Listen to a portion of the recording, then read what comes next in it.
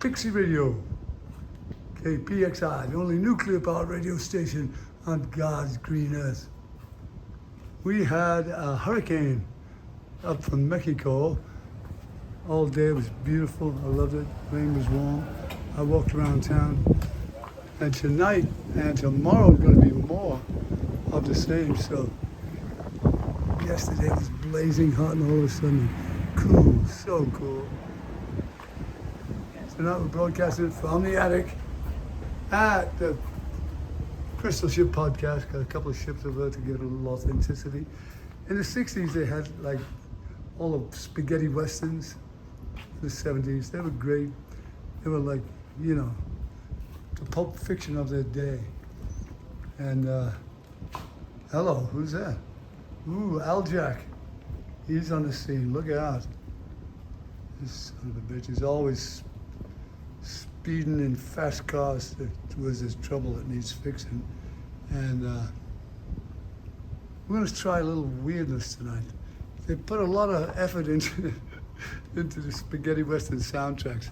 And it's like a fistful of dollars, a few dollars more and all that stuff. So there's one of them.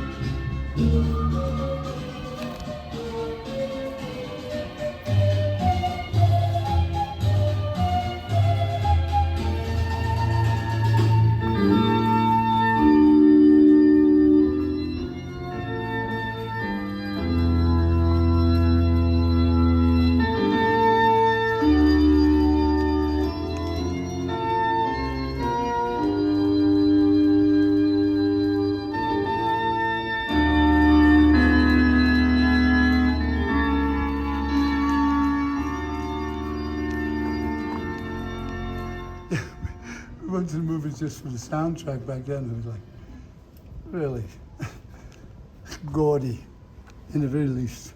I won't tell you about success and when you made it in the music business. It was like, mostly because teenagers, they were the ones who bought the record. They had a disposable income and they bought, records were cheap, the concert tickets were $2 to see the Doors, and a bunch of bands on the one ticket. But as they, like, a couple of years into it, the Doors became like wannabes. No, has-beens. Because the kids had switched to this glam rock. And one day in particular, Jim Morrison was like, you know, on every front of every teenage magazine, and all of a sudden, he was too old, and he was 23. And they had these like 18-year-old kids, like one of them was Bobby Sherman. Ooh, he was horrible. He had coiffed hair, tight baby blue satin tight pants, and they couldn't sing. They were just like, you know, generated groups. But the Doors were like, whoa, but they couldn't get arrested. So one time Pamela said, "Come on, let's go see all the new groups, and I'll be a critic, and I'll be." She wanted to be, significant in the music business. So Jim went with her, and it was fucking like noon, and Bobby Sherman. Oh my God, look him up. He's a powder blue. Oh, it was horrible. It was like fluffy music. So she took him. He had his debut, right? And she took Morrison. He was drunk on his ass. And he sat in the back seat. And when this kid came out and started doing that was ambient noise from outside, started doing his silly, puffy lyrics about teenage love. It's like Jim Morrison lost it. he screamed, "I ain't a bunch of boys." He got his ass thrown out. So it was like 2 years into it. Of course, it caught up later. But the same thing happened to the Rolling Stones in 1965. They couldn't get arrested because they weren't playing original music. They were playing rhythm and blues. Everyone else's. The Beatles come on the scene. They kicked everybody's ass, and they would like one of the hit songs then was Michel, ma belle, sont des mots qui vont très bien ensemble, très bien ensemble. I love you, I love you, I love you.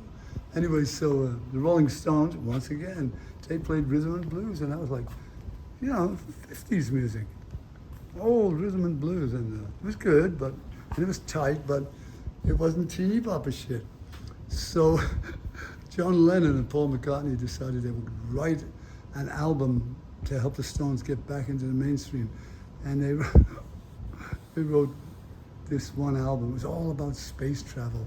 One of the songs was, "It's so very lonely, you're 2,000 light years from home."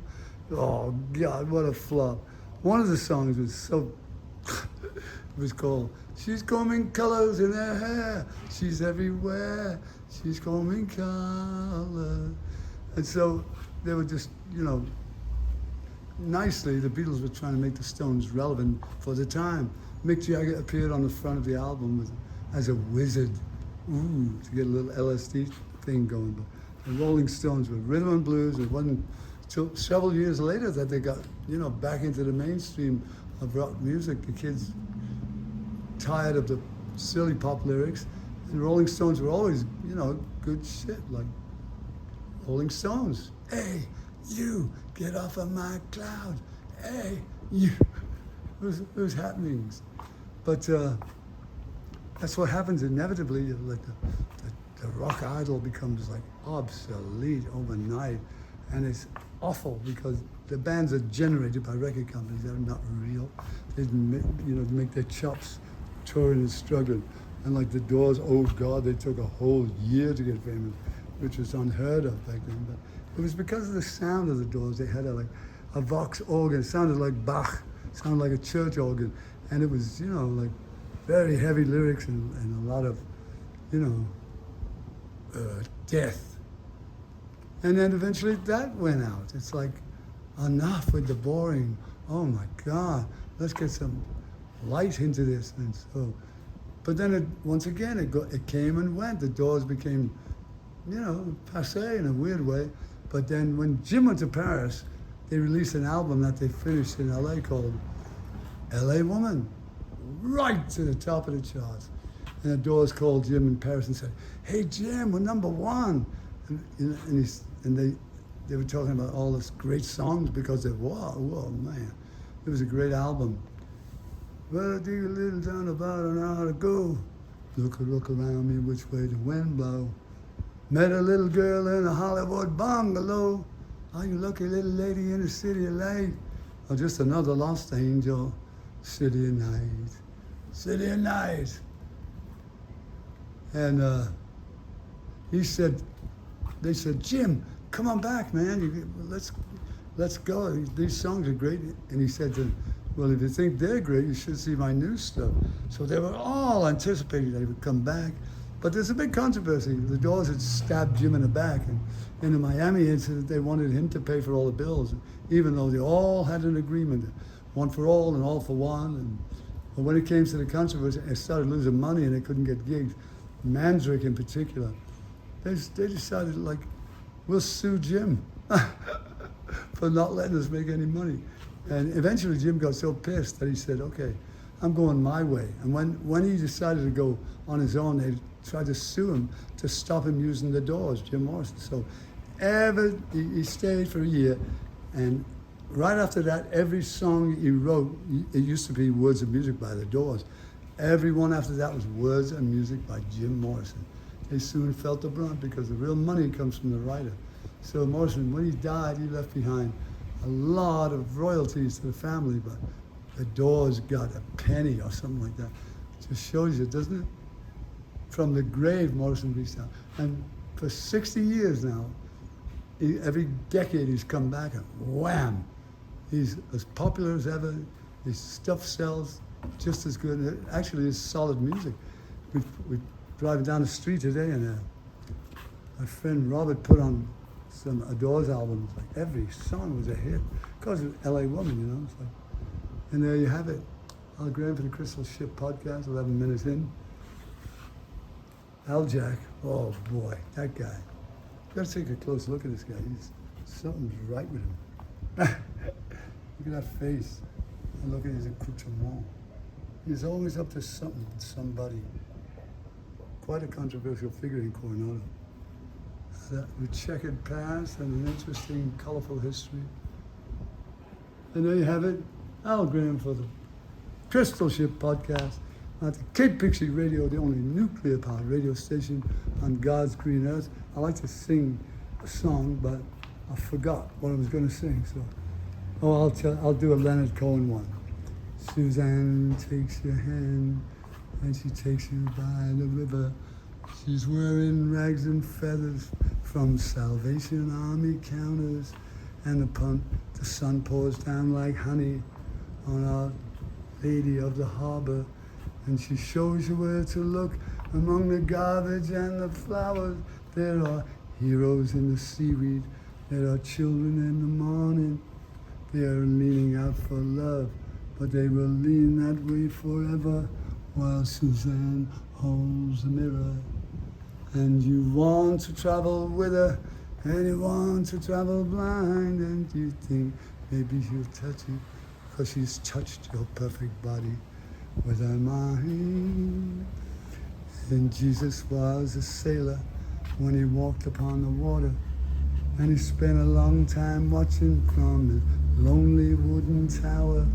And when he knew for certain only drowning men would see him, he said, all men will be sailors then until the sea shall freedom. La da da da da. Leonard Cohen wrote a bunch of good stuff too. And there you have it. Good night, America. How are you? Don't you know me? I'm your native son. I'm the train they call the city of New Orleans. I'll be gone 500 miles when the day is done.